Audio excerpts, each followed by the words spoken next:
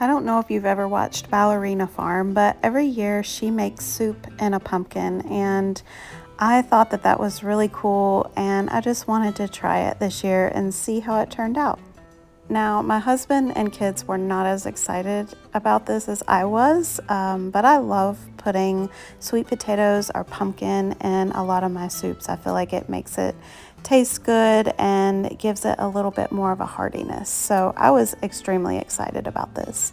So please excuse the way I look. I just got finished working out and I am pretty much looking a hot mess, but I like to keep it real around here. I am not a homesteader who walks around wearing dresses all day, and I'm not always put together. So this is just how we look. I'm not thrilled about it, but this is just how we look in part of this video today.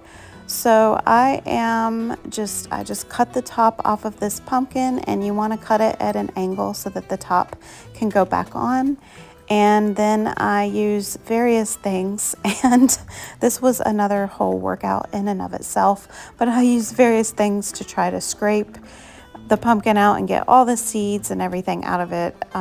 If you've ever done this before, you know how difficult this is. So it took me a while and a lot of work to get this pumpkin cleaned out, but I finally got it. And I did clean the outside of this pumpkin very well before I got started cutting it open and getting the seeds out. So I put my oven on 375, and I did learn a lot from this process. This is the very first time I've ever done this, but I think I would cook it at 350 next time, and probably not as long. You'll see what happened to my poor pumpkin. I overbaked it, but again, when you make recipes, you live and learn, and I make things and I'm able to tell you how to make them better after I do them. So I'm putting a little bit of avocado oil inside of this pumpkin, and then I'm trying to get salt in there around the whole pumpkin as well. I have also seen a video where you put cream cheese all the way around inside of there. I'm not sure what the reason behind that is, but I decided not to try to do that. I felt like that would be a whole lot of work. So I just put my pumpkin in the oven. Here I'm moving my rack down to give the pumpkin enough room. You want to make sure you do have this on a cookie sheet because the pumpkin will release juices. And I just put this pumpkin in here, and in my mind I was thinking I'll just cook it for an hour and a half, and I probably should have only cooked it for an hour on 350. So here I take all the seeds and I soak them in water for about an hour, and that helps to make them a little bit easier to digest. My kids love roasted pumpkin seeds, so I just take the pumpkin seeds after it's been an hour and I get all the moisture off of them. This is also a process if you've never done this before, but I thought it would be really good to also put a little bit of pumpkin seed on top of the soup. So I am just drying these really good with some paper towel, and then I'm going to season them up and make them taste really good.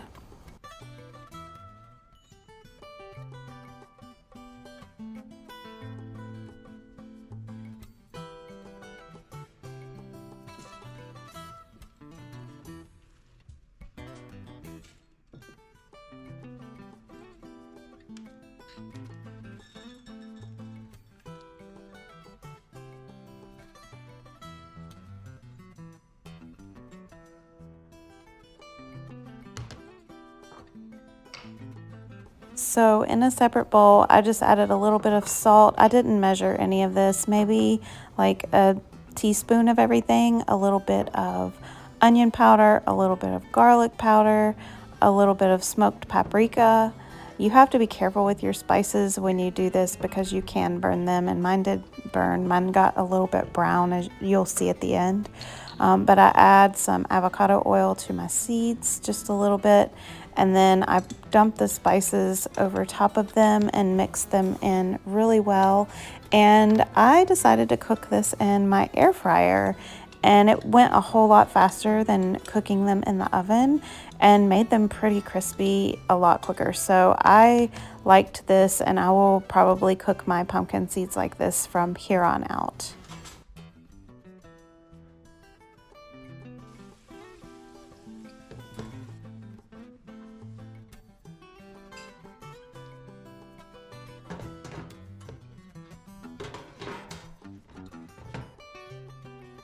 So I just put them in my air fryer and I cook them in there, I believe on 380 for 15 minutes. And about halfway I went in and shook them a little bit so that they could get brown all over all sides of the pumpkin seeds.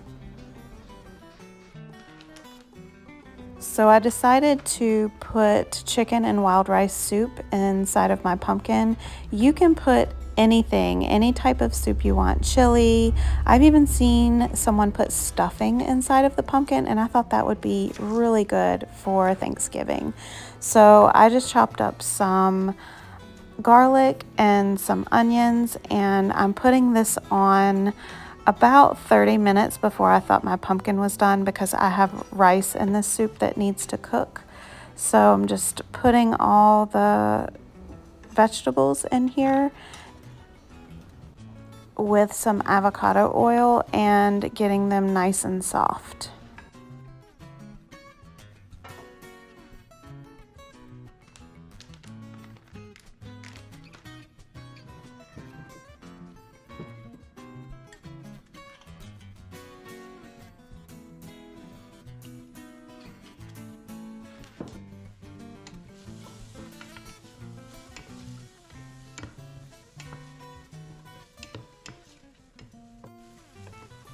After my vegetables are soft, I put in some canned cooked chicken that I actually made on a video a while back. So I believe I'm using my jar opener backwards there. But this is a fantastic thing that I have on my shelf. I love to just pull this out and put this in a casserole or a soup anytime that I don't feel like making chicken. And a lot of chicken goes in this little pint jar. I'm always surprised how much is in there, but I just get the chicken out, and since it's already cooked and really tender, I just break it up for the soup, and then I put in a whole quart of my homemade chicken stock that I also made on this same vlog. I believe it's a few vlogs back. And then I add another quart of water to make sure I got all that chicken stock out, and I need enough liquid to cook my rice. So this rice is definitely a convenience item, and I do not buy a whole lot of box things, but like I always tell you, I keep it real here. So I get this from Aldi, and I really like it. They have a lot of different flavors of this, and it is hard to find wild rice here sometimes, so I find it like this at Aldi, and this gives the soup really good flavor because it already has all the spices and stuff in it. Is the salt probably high? Yes, but it is what it is. So I just cover this up and let this cook for 30 minutes, and then here you see me pull my poor little pumpkin out. It doesn't look so bad right here, but as it sits with the top on and steams more, it just kind of keeps falling down a little bit. So I had a sourdough loaf in the refrigerator for a few days, and I decided to cut it in half and use my new pan that I got from Amazon and make a couple French baguette loaves. Now, if you want to make this is really easy. This pan was not very expensive on Amazon, and as you can see, you can make 4 loaves at a time. My family loved these loaves. They're perfect size to like toast up and eat with some crackers and cheese, but it also paired well with our soup that we had. So I just cut this in half, stitched the bottom up, and then just set it here inside of this pan. And then I started to worry that I didn't spray it or anything, but this bread came out of this pan just fine without any problems. So I put this in the pan, and then I take and I cut slits in the top. This does not have to be perfect. I know they look crazy right now, but after they bake up, they look fine at the end. And they don't have to look perfect anyway. I'm just cooking for my family. So like I said, I just put little scores in the top of this bread. And open baking sourdough like this or a bread like this, you need some steam.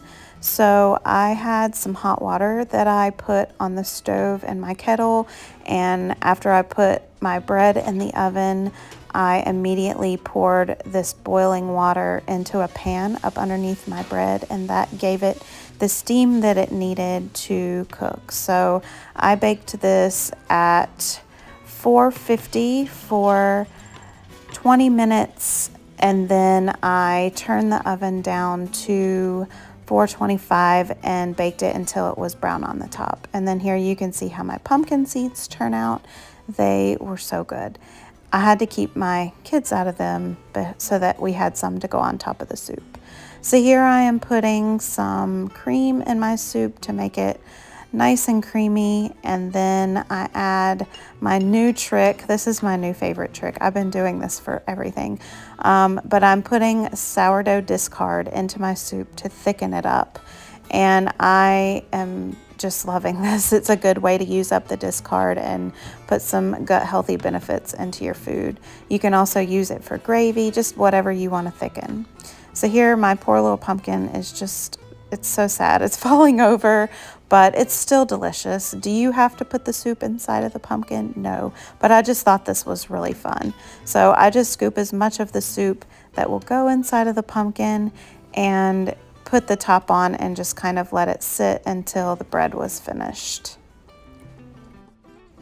I kind of wish I would have known about soup in a pumpkin when my kids were young. I really think that they would have thought it was cool to have this in the fall, and maybe it could have been part of their core memories, but it's okay. My boys are teenagers now, and like I said, they thought this was kind of crazy and maybe, you know, doing a little too much, but again, I thought this was delicious.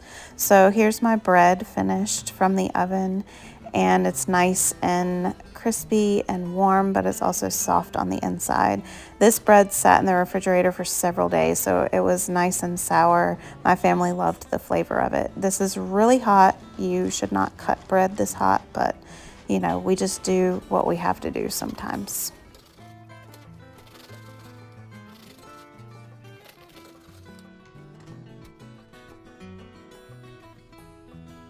So I take and dish up my pumpkin soup, or my rice soup, chicken and rice soup, and I try to scrape out a little bit of the soft pumpkin to put into the soup. Like I said, you can just cook a pumpkin and dice some of the pumpkin up and put it inside of it. You do not have to serve it this way. I just loved the flavor of the pumpkin in here, and I just kind of cut it with my spoon while I ate it. Put some pumpkin seeds on the top, served it with some bread. This was so delicious. I hope you'll give it a try, and I hope you have a great day. Thanks for stopping by, and I appreciate you watching. Bye.